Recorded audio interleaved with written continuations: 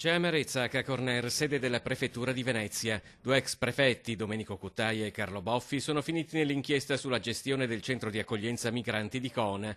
L'accusa è di aver comunicato in anticipo l'arrivo di alcune ispezioni e aver dichiarato il falso alla commissione parlamentare e alla cabina di regia sull'immigrazione.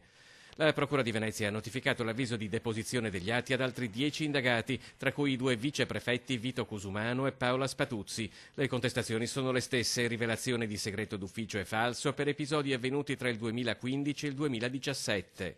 Per l'attuale prefetto di Venezia Zappalorto, finito a gennaio nell'inchiesta per la gestione della Procura di Gorizia sul CIE di Gradisca di Sonso, la lettura degli avvenimenti è chiara. È un po' il conto che ci sta presentando la storia degli ultimi 3-4 anni, che è la storia di un sistema di accoglienza completamente sbagliato, completamente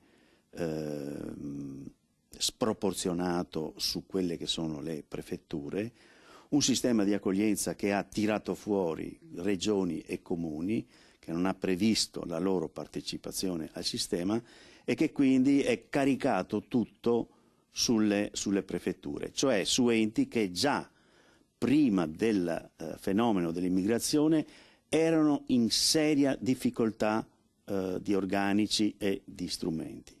Le prefetture, afferma Zappalorto, si sono trovate a gestire la questione migranti con mezzi insufficienti, tra mille difficoltà e in un contesto ostile, sostanzialmente lasciate sole da tutti.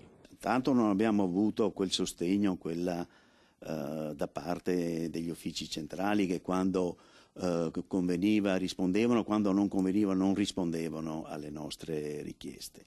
Quante volte abbiamo fatto quesiti che non hanno mai ricevuto risposta?